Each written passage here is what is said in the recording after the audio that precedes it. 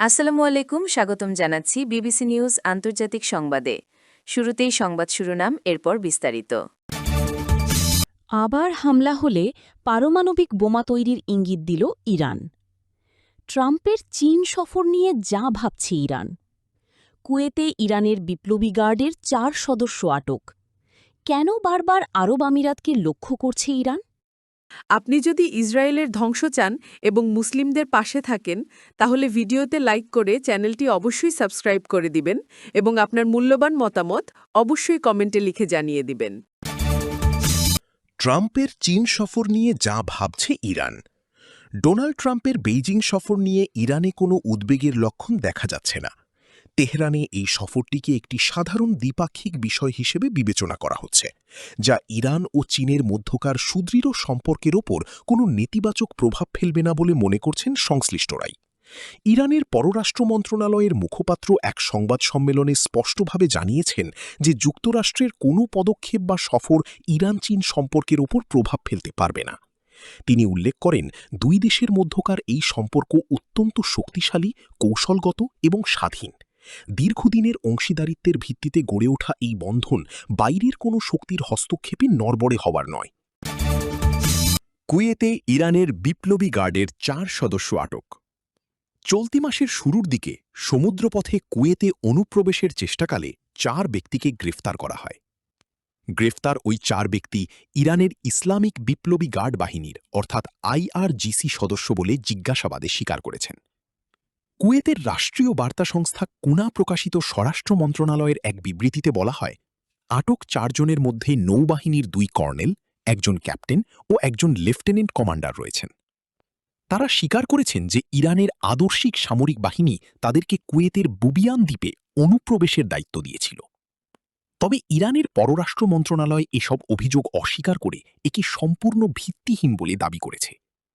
তাদের বক্তব্য, no navigation ব্যবস্থায় ত্রুটির কারণে 4 কর্মকর্তা ভুলবশত কুয়েতের জলসীমায় প্রবেশ করেছিলেন।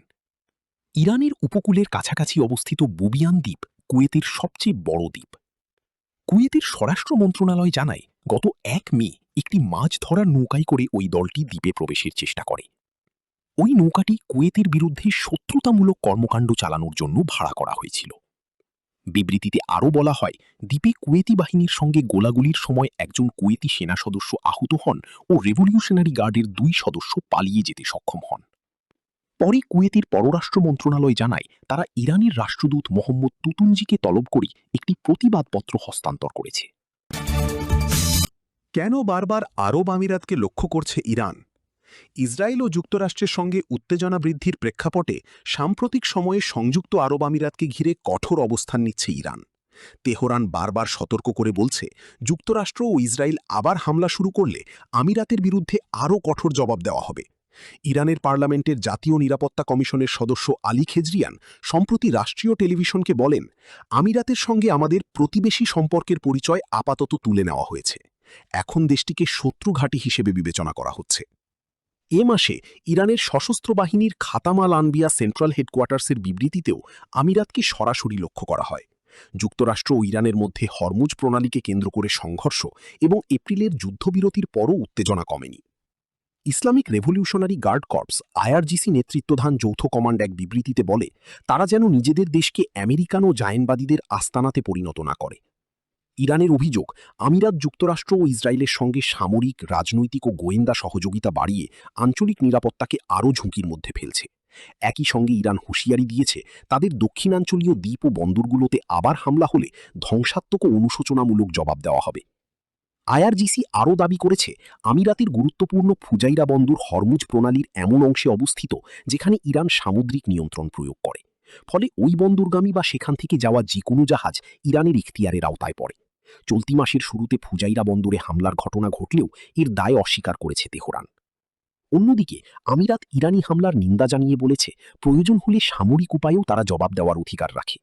একই সঙ্গে বহু বছর ধরে বসবাসরত ইরানিদের ভিসা বাতিল, ইরানি ব্যবসা প্রতিষ্ঠান বন্ধ, বাণিজ্য পথ ও অর্থ বিনিময় নেটওয়ার্ক সীমিত করার পদক্ষেপ নিয়েছে আবুধাবি। এই উত্তেজনার বড় অর্থনৈতিক প্রভাবও পড়েছে ইরানের ওপর, কারণ চীন সহ বিভিন্ন তৃতীয় দেশের পণ্য আমদানিতে দীর্ঘদিন ধরেই আমিরাতের বন্দরগুলোর ওপর নির্ভরশীল ছিল তেহরান। এখন আবার হামলা হলে পারমাণবিক বোমা তৈরির ইঙ্গিত দিল ইরান। মধ্যপ্রাচ্যে চলমান উত্তেজনার পারদ চড়িয়ে ইরান এক চরম হুঁশিয়ারি বার্তা দিয়েছে। মঙ্গলবার 12ই মে দেশটির সংসদীয় মুখপাত্র ইব্রাহিম রেজাই জানিয়েছেন, ইরান যদি পুনরায় কোনো হামলার শিকার হয় তবে পাল্টা ব্যবস্থা হিসেবে তারা 90% পর্যন্ত ইউরেনিয়াম সমৃদ্ধ করতে পারে। উল্লেখ্য, এই 90% বিশুদ্ধতার ইউরেনিয়াম সরাসরি পারমাণবিক অস্ত্র বা বোমা তৈরির উপযোগী বলে গণ্য করা হয়।